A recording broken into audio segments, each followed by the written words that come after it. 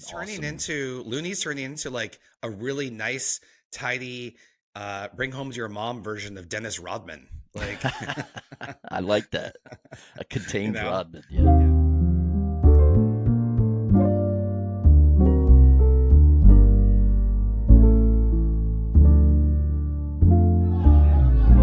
What are they gonna say now?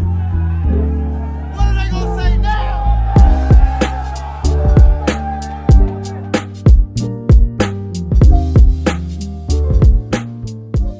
All right, and welcome back to the What Are They Gonna Say Now podcast. I'm Tony, that's Jay, and we are deep in the thick of the NBA playoffs, first round. Some of the series are done, but there's some exciting stuff been happening, and we definitely want to dig a little deeper into all the different matchups. Yeah, I feel like a lot of the years, the first round can be kind of a letdown, and there's a lot of boring series, but that is not the case this time around. I mean, we had a couple of quick closeouts, but we've had some interesting twists and turns so far, for sure. Definitely. Yep. Why don't we start with, since we're Dubs fans, Dubs homers, last night's game, the Warriors beat Sacramento in Sacramento, got that road win. Wait, hold on. They won a road game? I know. Our Warriors? And I got a stat for you. Okay. That is 28 straight postseason series that the Warriors have won a road game. 28 That's unreal. straight. Unreal. Which has never happened before. They already broke that record a while ago. Right. Yeah, I mean, that just shows their longevity, right? And consistency. Like going into an opponent's home court, 28 straight series, and getting a win, that's outrageous. Yeah, and I will say, when the series is tied 2-2, the team that wins Game 5 advances 82% of the time. So Game 5 is a big game. Absolutely. Yeah. I mean, it won't make – I don't think it's going to make Game 6 easier. You know that Sacramento's going to come with all they got. But being that Game 6 is in Chase Center helps. Yeah. Right? They just had to get one on the road. And they got it. And this team, which, is different from some other teams, I feel like they know how to smell blood, right? Like when they figure something out. We've seen this a few times, We've seen this. They struggle early on in the series, and then they figure it out. And once they figure it out, you're toast. You're done, And even if that, that they figured it out and all that, they're like sharks in the water, man. They smell a little bit of that blood, and they're gonna rip you apart. So yeah, like we had Matt Cusick on last week, and at that time the Warriors were down 2-0, and he goes, I don't think you guys have to worry. You guys have that championship pedigree, and you're coming back home. He's like, I think you're good. I know you're down 2-0, but you're good. And he was right. It's looking Shout good. out to Matt Stradamus, man, because he predicted that one. Yeah. So, and like we said, it's not over. No, it's not. I know that, like I said, Game 6 could be topsy-turvy, and, it could definitely, there could be some ups and downs in that one. And, would it be a super shock if the Kings somehow pulled that out? I mean, no. But, I feel like momentum is a thing, right? Momentum is definitely a thing. Like, them winning that game without Draymond just shifted. Was a huge shift of the series. Everything, right? Yeah. And it just gave them confidence. I actually think Draymond getting suspended worked in the Warriors' favor. Right. Because it fired them up. Because they felt like it was bullshit. That's And look at how he's been playing since he came back, right? Coming off the bench, playing, just with fire, but contained 21 fire. points last night. 21 points. That's the first time since 2019, December of 2019 he's scored more than 20. But he was doing all the defense, too. He was doing everything. I got to say, Draymond was the player of the game. That was an all-time performance by him. That was a Draymond game. And we've seen a lot of performances by him. That was an all-time Draymond. Yeah. And then later on in the early fourth, when he drains a three, I was like, oh, yeah, it's over. Yeah, and I think, I really do want to give props to the Kings, like, for coming out the way they did last night. Like, they came out strong, yeah. With all the injury talk and, I gotta say, De'Aaron Fox, which his finger was fine. He drained like 3-pointers. The whole thing I think quarter. got a little overhyped. He was like 70% from the field in the first half. Like, yeah. So But I think his finger was fine. I think once the adrenaline wore off a little bit, you could tell he was struggling with it a bit, or was just Or didn't you could have it. say, I'm a big fan of regression to the mean. Yeah, You know what I yeah, mean? Like, yeah. if you hit 10 straight 3-pointers, you're probably going to miss some after Right. that, like Yeah, it's just going to happen. yeah, and I think what this series has shown, the further it's gone along, is experience. Right? Like the fact that the Yeah. Warriors have been here so many times, they've Battle seen all of tested. this, and it's, oh, they've never been down 0-2, but they've seen everything, right? So I mean, they're not the team that's going to get shook, Yeah. right? They're the team that's going to say, okay, we're in a hole. Like, how do we dig ourselves out? And what Draymond even said, oh, this is fun. We never had this before. So I mean, they're a different type a type of animal. One of the turning points of last night's game, because the Kings took an early lead, pretty good Yeah. lead. And Dante DiVincenzo, I like the guy. He was struggling. Yeah. And the guys we were all watching with were like, let's get some GP2 in here. Let's get GP2. And Kerr makes the switch like a minute later. Mm-hmm. And GP2 is doing all that work. He's getting rebounds. He's, coming in on cuts for dunks. Like, he was getting it done. That was a great game from him. And we need more GP2 minutes. That's what we need. Absolutely, and I think we're going to see more. Right? I think he was sick for one game. I think that was game 2. His defensive presence is just there. Yeah, yeah. Well, I mean, he missed one game completely, and then game 4 he was still, wasn't really doing too much. I think he was still recovering from his sickness, but you could tell he's feeling good.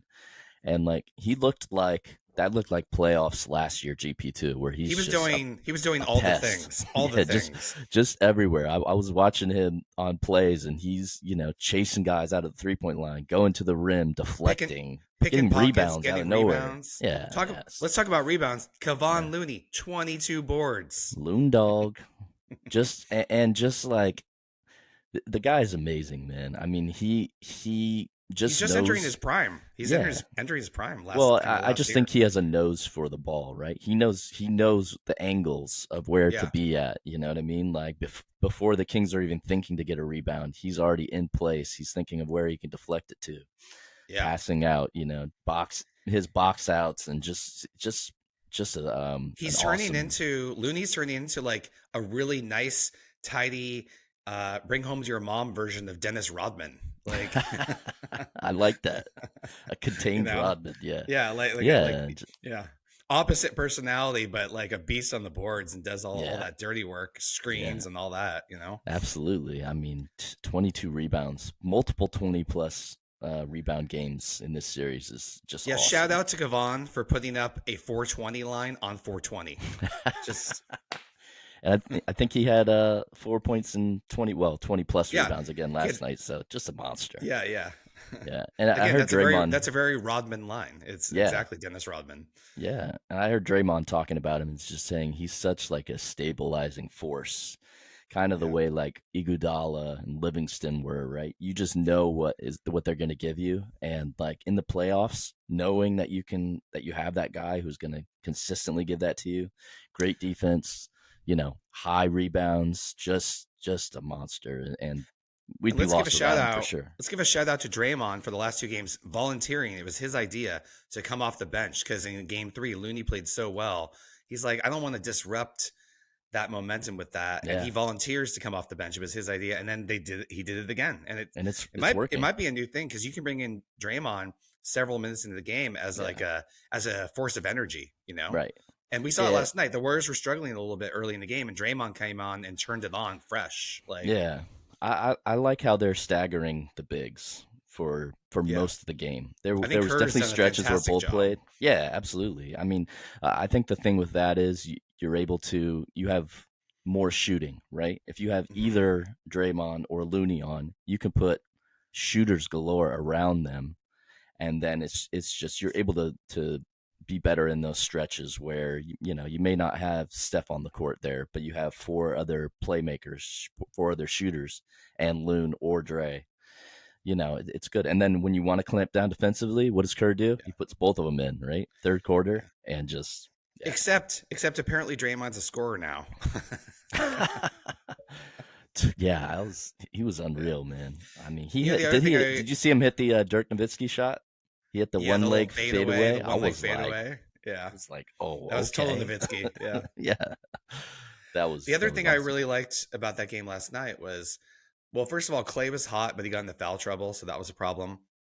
Curry was ice cold from deep. Yeah. So instead of sticking with it, he was a monster in the paint. He was just Layups. going in. He was getting and ones. Floaters. Shockingly, Yeah. he was getting and ones. Mhm. Yeah, his float game and Yeah. just throwing a high off the glass. Yeah. And I like it. He just kept killing them in the paint. Yeah. When Some he had nights you don't have it, But he right? had like on the 2 shooting. 3-pointers. He had like 2 Yeah. 3-pointers. The Yeah. rest was all in the paint and free throws. So Yeah. I like that because he just was like, I don't have it tonight, but I'm killing them inside. So he just went for it. Yeah. And I remember, I think I texted you. I said, oh, Curry's struggling a little bit. Or, you just had that feeling like, he's not hitting his threes that he always hits and this and that. And I looked down and he's got 30 points and 8 assists. Like, Yeah. who does that?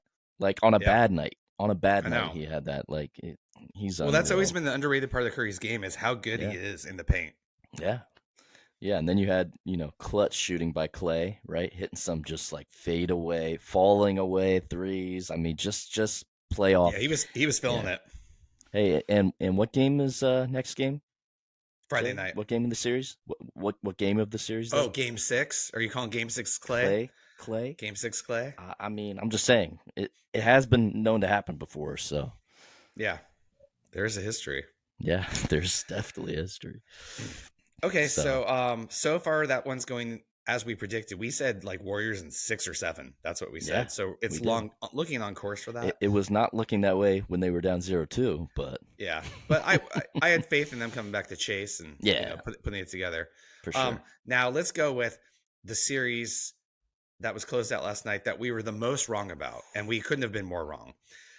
Milwaukee, the 1 seed, goes down to the play-in Miami Heat 8th seed.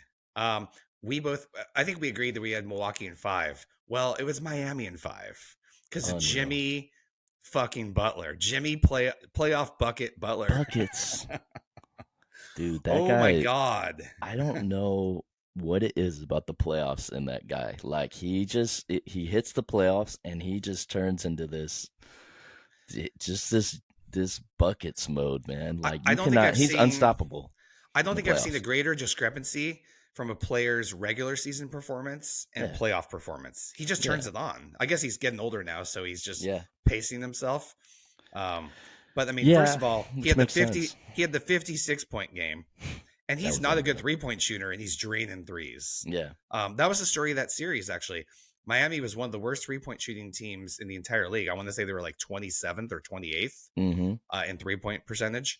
And then I don't know the finals after last night, but heading into last night, they were shooting 47% from behind the arc.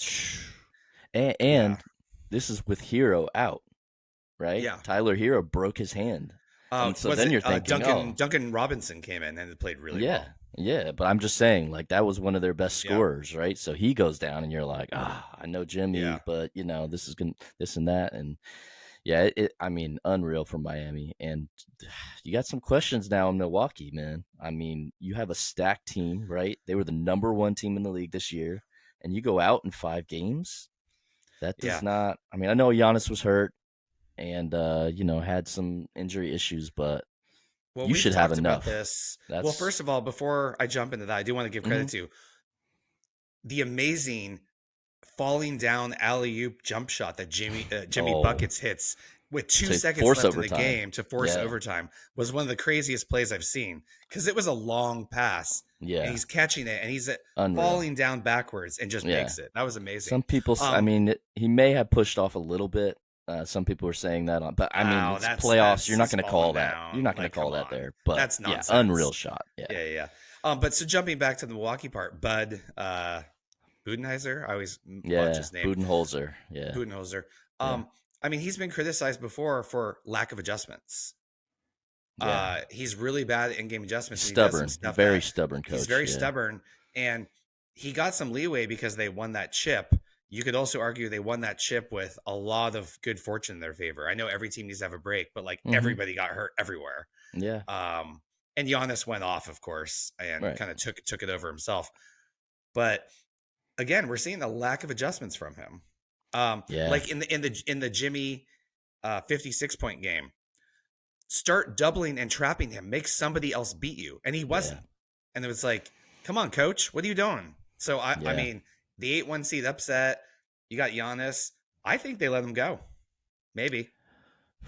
I mean, it's possible. I don't know. I think he is a good coach. Regular like a season good coach. regular season coach. Yeah. But yeah, there's definitely something to be something lacking there when he hits the playoffs, and where you're seeing a team 4 to 7 times and you're not And making adjustments are everything. They're everything.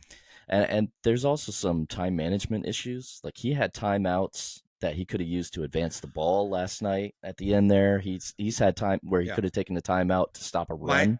Miami goes on a 13-0 run. It's like, why didn't you break that up with a timeout? What are you doing? Right. So, I mean, those kind of things, like, I could see, maybe they talk to him and make an ultimatum and say, if we don't see improvement this year, we might. I don't know. I just have a hard time seeing firing a coach that takes you to the number 1 seed in the league for the regular season, but only the 4th 8-1 upset in NBA history. I remember one of those. We believe Warriors. Yeah. Yeah. And then there was the 2011 Spurs lost to Memphis. That was one I forgot. Oh, that's right. Wow. Yeah. Callback. Yeah, but I mean, just unreal. I don't think anyone. By the way, the Miami, other one, since we're keeping track, the '94 Supersonics were a 1 seed. I love that team. The Sean Kemp team. I love that team too. To Denver, lost right? To the 8th seed. Yeah, I think it was Denver. Yeah. Mutombo. I remember the. Yeah. I believe, when he was laying on the ground holding the ball. Right. There you go. Yeah, no. I was saying, I don't think even the biggest Miami Heat fans thought that they would win that series in 5 games. No. Especially after the season they had. If you had the Heat were going to win, you're like, 7 then. Okay. 7, right. Anyone who's saying they had them in 5 is lying. So just unreal. Yeah, big swing and a miss for us on our predictions on that one. It happens, right? Yeah. All right. The other game from last night, Memphis clawed back to make it 3-2. LA Lakers still up on Memphis, but they clawed back. I love that. Given that the series winner to go 7 of this team would potentially play the Warriors or the Kings. I wanted to go 7. Absolutely. Yeah. And I really like that the entire basketball community has just gathered around together to acknowledge that Dillon Brooks is an absolute clown. And like everybody, it's like it took Dillon Brooks being such a jackass to unite everybody behind LeBron. Like, I'm rooting for the Lakers, Yeah. Yeah. I don't care who wins that, to be honest, because I'm just happy that one of them has to lose. Exactly. I'm like, they just fight it out. I hope that Game 7 goes triple overtime. Whatever. Just have them more. I actually think I'd be fine with Memphis winning it, because say the Warriors advance past the Kings, I'm more scared of LeBron than I am of those Memphis clowns who we own. Honestly, if the Warriors get past the Kings in this series, I'm not scared of either of those teams from what I've seen. I agree, they have talent. LeBron can turn it on, like in that overtime game, like that drive to the hoop off the glass. Like, he can. But did you see him last night? He looked a little tired. A little? Yeah. He looked tired in the game they won. Was it that I believe it was overtime game, right? Yeah. And not to mention the Warriors, gas. The Warriors and Kings, both of those teams are such high-paced teams, right, that they will wear your ass out, both of them. Yeah. So whichever team wins that series, will wear the Lakers out. We talked about the pacing of that series going into it. I think I mentioned that the beginning was they had, I think, 2 days off between games, and for these last games, it's every other day for a team that's already gassed. For an old team like the Lakers, like, I could see Memphis going in Game 6 and getting a win. Yeah. Just on the legs, you know what I mean? Jaws starting to feel better. They looked pretty good last night, man. Desmond Bane had a really good game. He was just destroying the Lakers, just driving in. Yeah, and Triple J had a good game too on defense. I'm just saying, like, would I be surprised if that goes 7? I would not. No, and I hope it does. I hope it does. Yeah, That's what I want to see. So, but it's been an interesting series for sure. Some highlight plays and some just some interesting things going on. So, Well, remember originally I had Memphis taking it, and then Dylan Brooks opened his mouth about LeBron, and I was like, "What are you doing, dude?" Like, Yeah, I think I and said Memphis in 7, if I'm not mistaken.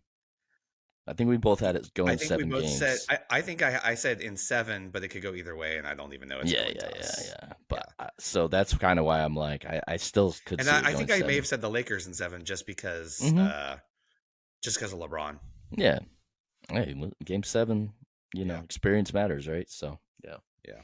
Um. The other game from yesterday, closing out the series, we got our New York Knickerbockers Hey, closing out Cleveland in 5 games. 5. So we That's got another that one one we didn't wrong. have. We had it going 7, and I I had Knicks said in I 7. might lean towards Cleveland in 7. You had the Yeah, Knicks in 7, so you got yeah. it right. But like we Not didn't in have. 5. I'll tell you what, this Knicks defense, all 4 of their wins, they held a high-powered, high-octane offense from Cleveland to under 100 points in all 4 wins. Dallas is That's sick to their impressive. stomachs. I know Letting go Jalen Jalen Brunson Brunson, is man. looking good, and you have Dude. Kyrie Irving now. Yeah, he's, shout out to all the Knicks fans in my life, man. My brother-in-law, Rodney. Shout out to my cousins, Greg and Jeremy, Kwame, all these guys. It's like the Knicks fever out here is crazy, man. Oh, I I'm forget. super happy for him. Yeah, Yeah. I forget which game they won. It was game 3 or 4 where they had it back in New York, and they were showing videos of 7th Avenue, which is right outside Madison Square Garden, and the street was shut down. You're not Yeah. driving through there. Like if Yeah. the Knicks, if they were to ever win a title or something like that, the city is Yeah. just going to be a mess. I'm kind of But pulling to see. I'm kind of pulling to see a Knicks Boston Eastern Conference Finals. I'd yeah, like to see that. hey, they got to get past Jimmy Buckets first. I know.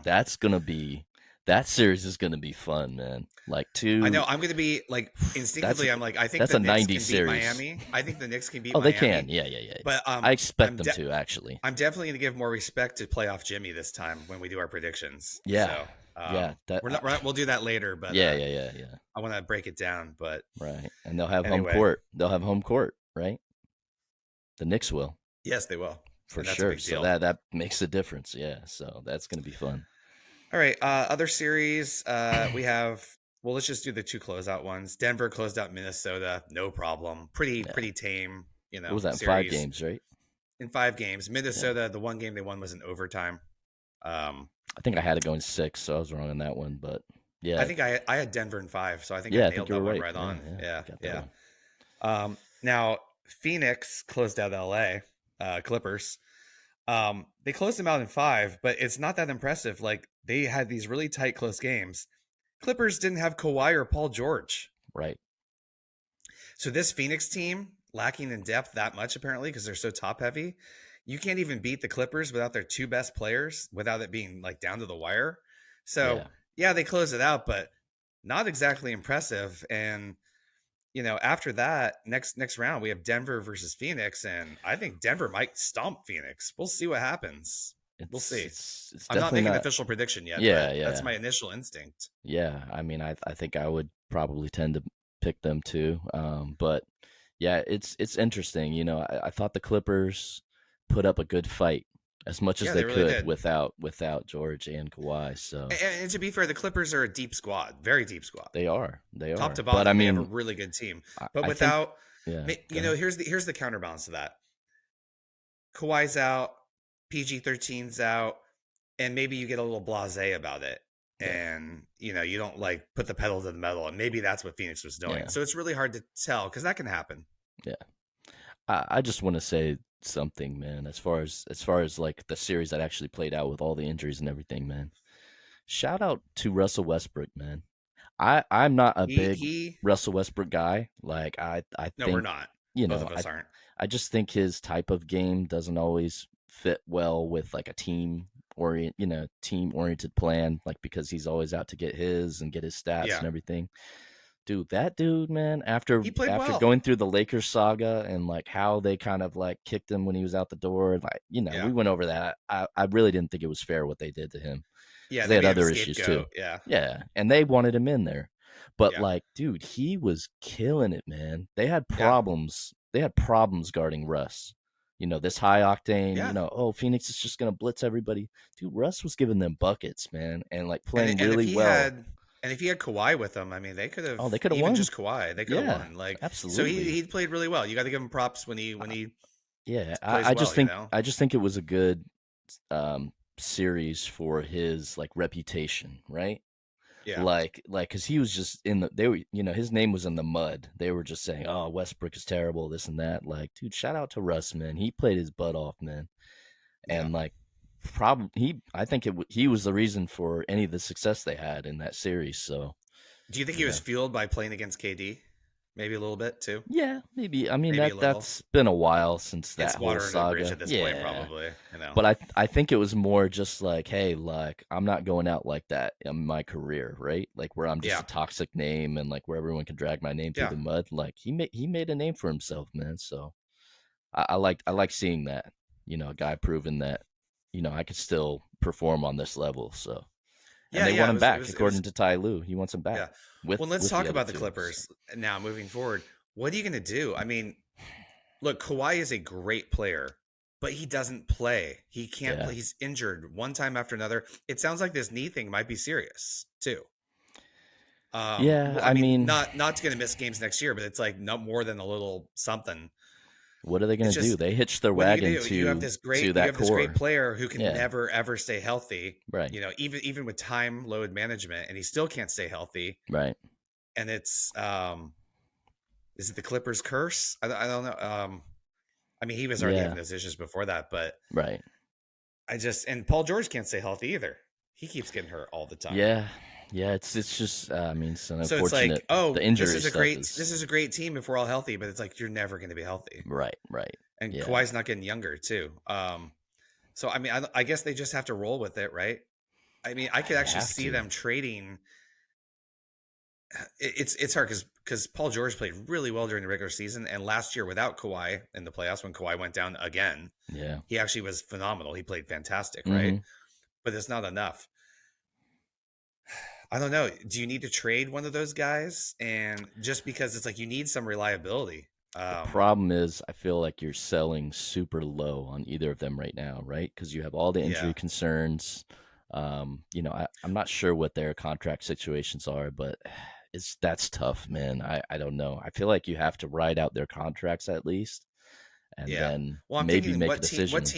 What team would take a flyer on Kawhi with the injury history? It would have to be like a borderline contender that needs someone to put him over the top, and you just take a shot at it. I mean, that sounds like the Clippers, actually. I mean, I don't know. There's got to be a destination. I feel like the Clippers can't just run it back like this. Right. Well, I don't know what their options are, I think is what we're saying. Like, I think for them, I think their best bet to be in the contention next year is to have those guys be healthy with the core they already have, and to, surely that'll happen. No, I don't think it will either. But I'm just saying they've either you blow stuck. it up, they're stuck, right? And you're not trading both in one off season, right? Like you're not doing a complete rebuild. So, well, but here's what I'm thinking. I'm thinking they could trade like Paul George and some draft picks and get a young star. Something like that. I don't think they have any draft picks. Because they traded them all. They're all. I think they gave up a lot to. They gave up a lot to get those guys. Yeah. I don't have the details on it. I'm, I don't have their stuff in front of me, but I really don't. I think they're kind of rocking a hard place. I think they kind of have to play it out. You run it back and roll the dice and pray everyone stays healthy, knowing it probably won't happen, but that there's a chance that it could. Well, and I think the problem with those guys, as well as injury history, is age too, right? I mean, I don't know. They're not getting any younger. Paul George has got to be early 30s, right? And I would think Kawhi's a little bit older than him, possibly, or around the same age. So you're talking about two guys that are a little long in the tooth that both have injury history, and they're probably going to have injury history the rest of their careers just because of all the mileage and everything they've gone through. So it's tough, man. It's one of those teams. Interesting. Kawhi's career is going to be interesting. Like, where are you going to place him in the all-time pantheon of players? Because he's fantastic, but he just doesn't have enough reps, doesn't have enough games. Is he a Hall of Famer at this point? Oh, well, basketball Hall of Fame is easy. He's absolutely a Hall of Famer, but probably not first ballot, right? I mean, he's got 2 titles. Basketball Hall of Fame is really pretty easy to get into compared to the other sports. Yeah. So I don't know about that, but he's in that for sure. Yeah. But it's gonna be difficult to assess his career. It's like fantastic when he played. You know, there's a lot of guys like that. Yeah. Then unfortunately, the injuries just kind of. Yeah, it's too bad. You know? It's too bad. Yeah. But I would have loved to see that series with both teams at full strength, because I really do feel like the Clippers could have won that. I feel like the Clippers could have beat them. That could have been a great 7-game series. Yeah, absolutely. All right, so last but not least, we have Boston and Atlanta. Boston seemed in control of the series, and then they put out an epic all-time choke job. Well, also just Boston choked. Yeah. They were up 13 points with 6 minutes left. Yeah. Previously, I saw this stat on ESPN. Like, teams in that situation, the team that's down 13 with 6 minutes left, they're like 0 and 182. Like, it had never happened before. Wow. So it's a real epic collapse by Boston. And I don't know, was Boston just taking them too lightly? It's like they thought they won and they just took their foot off the gas, and then they're chucking up threes, and it was just it was really strange. I'm not sure what to make of this Boston team right now. Maybe they'll put it together, but it's a little concerning. And they have a different different coach now. No Ime Udoka. I always get his name wrong.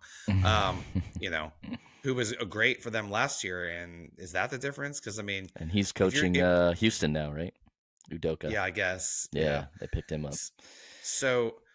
Yeah, I don't know, man. I feel they were shooting 3-pointers, too. You're up 13. Go get a bucket in the paint or get some free throws or something. Yeah.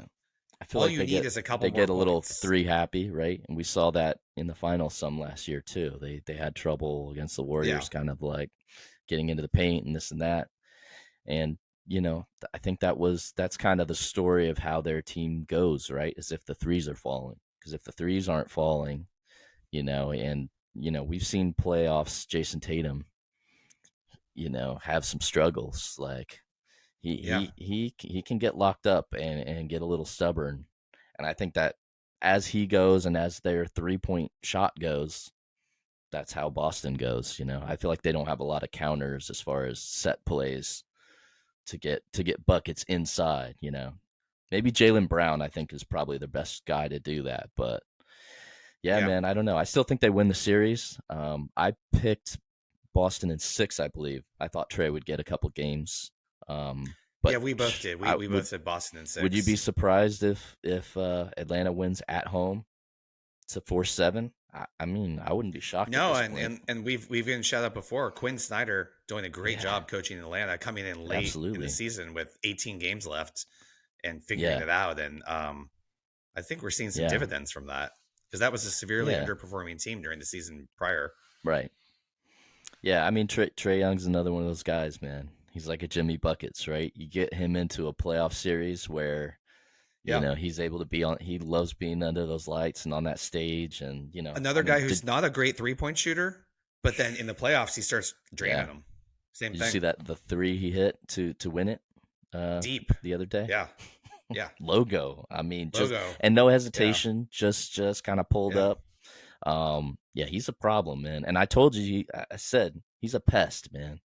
Yeah. I knew that Boston wasn't just going to roll through them. Like, I honestly think the coaching change is huge for Atlanta. I think it makes them a totally different team.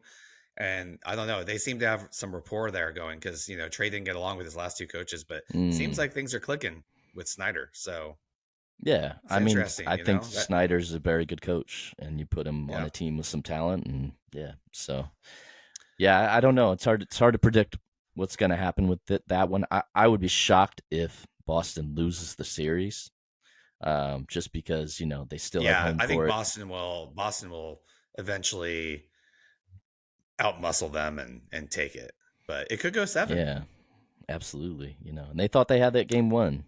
Up 2. Were they up 2 or up 1 at the end there with Trey? I think they were up 1 maybe, and I mean. It's Boston's gonna have to dig deep, and then that's gonna take them take a lot out of them to beat Atlanta, and then they got to go into their next round. So and they'll be playing. Well, we saw that last year. We saw that last year in the finals. I mean, they had a couple 7-game series leading into it, and it started to wear on them. Like you saw Tatum just start to look tired, right, in the finals a little bit.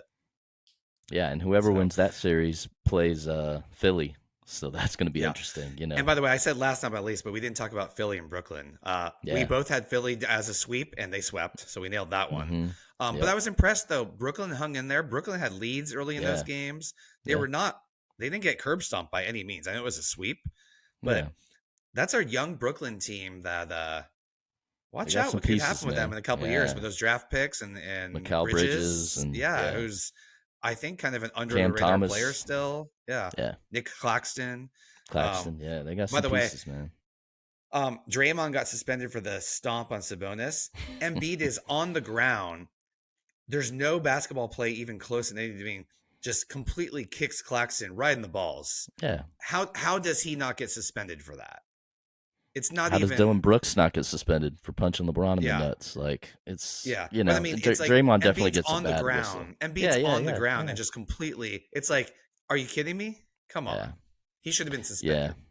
I mean, I feel like they definitely have a thing out for Draymond because of his past stuff. I feel like that they're always just going to go back to that. They don't like some of the stuff Warriors have done over the years, and it shows, but.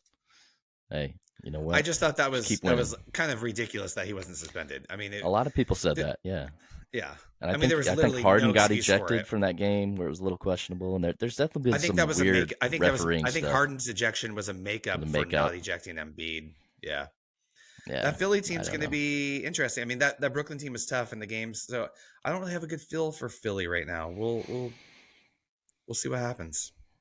Yeah, we'll wait for the end of the first round, and we'll do our predictions for round 2. Absolutely, man. Can't wait. It's gonna be there's gonna be some great matchups second round, I think. So I'm excited for that. All right, well, that's a good little roundup, and we'll be back soon.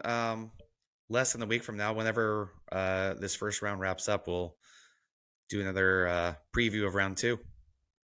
Absolutely, and just shout us out on Instagram. Hit like and subscribe us on YouTube and all the platforms. We'd appreciate it. So and thanks for listening. Absolutely. Peace.